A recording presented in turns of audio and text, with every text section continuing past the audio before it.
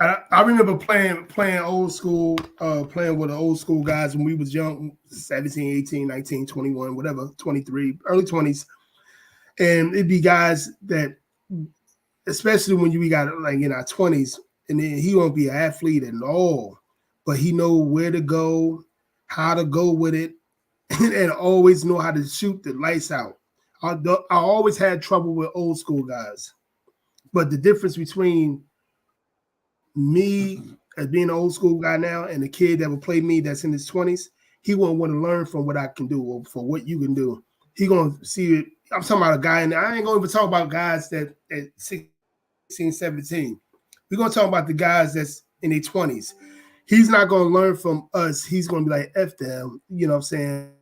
Being as though he getting his ass cooked. Being as though he's getting ass, he's not gonna learn. Man, every time I played with a dude that was like 10, 15, 20 years older than me, and he's busting my ass, I swear to God, the next time I go ball, I'm going to use some of what he did to me against somebody. You know what I'm saying? Because I learned from that ass whooping. And that's what it's the difference. Everybody's game I played with. Like, if I could take something from your game, not play with you, and I see you do something, and I'm like, yo, I like that shit. I won't tell you I like it, but I'll go try to learn it or do something. I'll be like, yo, that was cool. Like I don't give a fuck if it's a little defensive trick. You know what I'm saying? Like, I'm like, yo, you just stop me doing that shit. Nah, I gotta figure this shit out. Like, how? You know what I mean? Like, I take my whole game as I'm a fucking melting pot of fucking people. So you glitching a little bit. Heard something. So no, I heard something weird. Oh, okay. My bad. Yeah, you gotta look around. But let me tell you something. I'm gonna put a little business out there. New London High School basketball team, they went far in the playoffs last year. They almost went to the title game last year, but they got their ass whooped by Bloomfield. And that whole team is young. They were sophomores and juniors. They had a coach that been coaching with them. You know Kareem Brown. You know Kareem Brown, the coach? I think so, yeah. Do you know? He's the brother of Homeboy. Okay. Yeah. So Kareem Brown been the assistant coach for New London for like 7-8 years. But he's been with Coach Parker. Coach Parker was doing his coaching, but it was mainly Kareem Brown, his Coach Parker latter years. And you know a lot of people hate on Coach Parker out here, especially a lot of men our age. They hate on this man. I never understand that because he's a living legend, no matter how you put it, no matter how you say the man's a living legend. And I'm not even from New London, and I know his credentials. No matter what you say, he's a living legend. They got more respect for Cochran than they got for Coach Parker. But that's another subject. It's weird. Being as though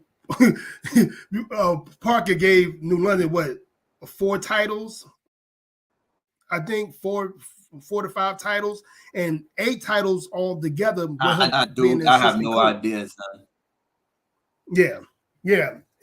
I have no idea. Right. So Kareem was going to be coming back, supposedly, but Parker was going to retire, whatever. He did. And Kareem was going to come back, and he thought he was going to get the head coaching job. He didn't get it. New London be effing up their whole situation from a team that almost went to the chip with a bunch of sophomores and juniors. You know, and they come in with a freshman team that was going to be good. But now a couple of those players are now Kareem is back in at Fitch. He's going to coach at Fitch. Kareem is back at Fitch now. And now he took like the top freshman player last year with him. And he's going to take the top will be the top freshman player this year with him to Fitch. So with that being said, is that if you have somebody that's great with the kids, you have somebody that's not just great with the kids, but have success with these kids, and you let them go. This is why towns like New London is failing because of stuff like that. And you know, and these kids go, they ain't gonna go and try to, you know, do something in London, being as though, you know, and you know the guy that's the head coach now. You know the guy that's the head coach. He's from New London. So, but I don't really want to say his name because I don't know him. Everybody that I say their name today, I know them. We have several conversations, so I can say their name. This other guy, I really don't know him, so I'm not going to say his name. But he's the new head coach for New London. Okay. But anyway, now everybody leaving, going with Kareem or going somewhere else. And for what I've been hearing, that team hasn't been looking good in the summer or fall, because you know they got summer fall ECC league for the kids, the high school level kids. They got basketball all year round now. You know what I mean? All year round. So yeah, it's been going on for, I don't know, about 5 or so years now. But yeah, I'm just saying, like with towns like this and with people who, you know, who they want, it's who they like, and that's another bad sign when it comes to pertaining to kids understanding you need to get better. You, no matter what success you've been in, that focus, you need to be better. But when you got adults that's somewhat like the kids, it's like, how you going to get it through this kid's head that you're not doing the right thing when you got home the other adults tell them, no, you know, F that. You don't need that. You good. I see it. You good. You don't really have to work on your game. Just the coach better get better. Like little stuff like that. The kids is not the only ones that the new kids, whatever, how you want to say it, the young adults, whatever, the new news, you know, it's not just them. It's people around, like you were saying, like the fathers, they think they was super good when they was growing up. The mothers trying to get attention and stuff like that. You know, they're not looking at the fact that the kids need help, especially towns like this. You might have success beating other towns in this area, but do you have success statewide? That's the thing. And most of you don't have success. But that's why I just wanted to put that on display, where a lot of these kids need to get better, but nobody's telling them. Everybody getting tickled on the chin instead of a rude awakening, you know. So now New London, that was actually going. They had real close to go to the championship last year. Now everybody went opposite ways, except for a couple of kids. You know what I'm saying? And that nucleus transfer that portal. they had. It's a transfer portal. Yeah, a high school transfer portal. Yeah, and even in the lower levels, that nucleus that they had now is gone because of mostly the adults around them. You know, so yeah, man, like everybody could, you know, we could look at it from, you know, outside or inside, but real talk, these kids get their you know, not hard work from a lot of the adults that are around them. A whole lot of them.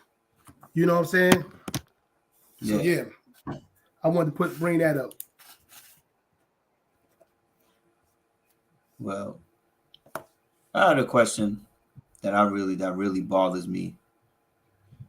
And obviously is one of these fuck ass players that I can't stand.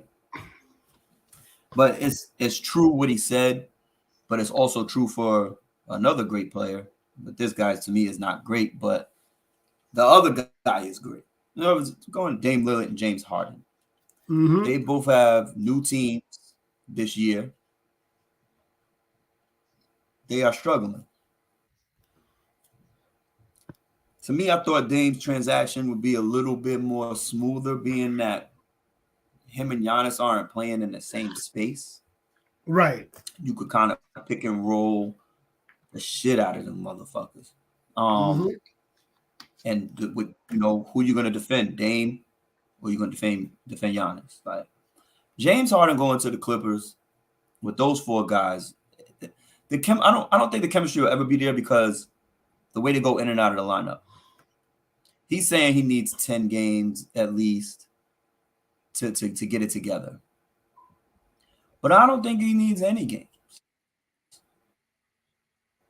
Because I just don't think they're going to be good. But my question is, how long do you need for you to get acclimated with the squad throughout a season?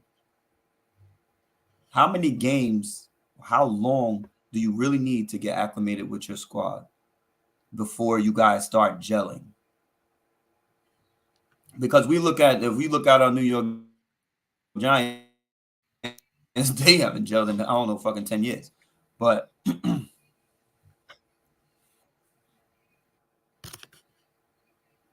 said 10 years? Yeah. So what would you stick with it? I feel like I guess with the basketball players, the NBA, maybe after the All-Star weekend, maybe after that, because I don't think they practice like they used to, just like the NFL. That's why when you be seeing a lot of the NFL scoring and how the offense are, you could tell nobody's really getting to those practices. And they was talking about that a lot too, based on the practice schedules that they have. And I'm pretty sure that's in the NBA as well. But then the load management that they have, a lot of cases, it might take them until after the All-Star weekend. With Dame, I've been hearing little stuff, but I don't really understand it. Like what? I thought he was hurt. Like what happened? They're not. He is now. Yeah, he is now. Yeah, he has a right. I think he has a foot calf strain, something like that.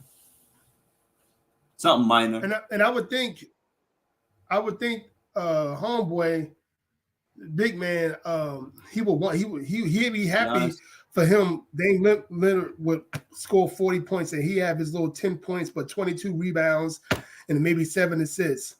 I think he'd be happy with that, and like 3-2. Well, he did give it. He did. Yeah, I mean, he's never gonna have 10 points, but he would give it. He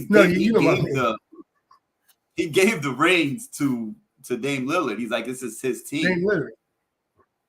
Yeah, I think it's just going to take time, definitely with them. Yeah, I think with them is definitely going to take some time. With I mean, it's going to take a little bit of time. I should not say some time, in my opinion, a little bit of time with Dame Lillard and homeboy. But with the Clippers, man, that shit might take until like March. But how much time is enough time, though? It should be like by Christmas, but being as though they just got in, no, this should be by Christmas because these guys been playing in the league since for over 10 years, 15 years for most of them. So, I think about 15 or close to 15 years. Yeah, it's like, yeah, Christmas, because I know it's a bunch of them. What do you call that? Harden, Russell, and all them. They've been scoring points highly for all they, whatever team that they have for years and years. So it's going to take some time to have all four guards practically. That I think all of them demand. The ball. Even Russell, but he became a facilitator. So, I believe he still want to score 20, 30 points, what have you. But I just don't believe he can do it like he used to on a consistent basis. Who's going to score 20, 30 points? I say consistent basis. Russell. Russell Westbrook? Yeah. I think he's more of a 12 to 15 right now. Like, due to the fact that you have Kawhi Leonard and Paul George, and now you have James Harden, he's going to be more of a facilitator, the energy guy, get to the basket, but he's going to dish and open up the outside shooting for these guys and more open lobs and dunks for Zubac, all of that stuff. You know what I mean? Yeah, he led with the what do you call that? He led with the assists last year, right? For a good amount of years. Good amount of months. Yeah, I think James Harden was the one who led in it. It was James Harden. It was James Harden. But Kawhi Leonard was been assisting, even triple-double guy, what have you. But this, like I said, he ain't worried about scoring 20, 30. I should have said he's not worried about scoring 20, 30 points like them. But definitely, to be honest with you, in my opinion, it's going to take them a while until I'm going to say after they it should be by Christmas again because they're veterans. But maybe after the All-Star weekend, and that's freaking February. So by March, hopefully it be clicking. They're gonna have to. They can't get rid of nobody. They might could get rid of Westbrook because I think he gonna be making like $2 million. Yeah. Yeah. They get rid of Westbrook because he only making $2 million. I believe he's making really. It's no more than 20, no more than $3 million. But he probably signed with that, but because of his other contract.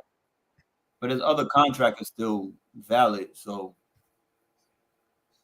right. He's probably getting paid by anything after that. He's probably getting paid by the other team because that could still happen.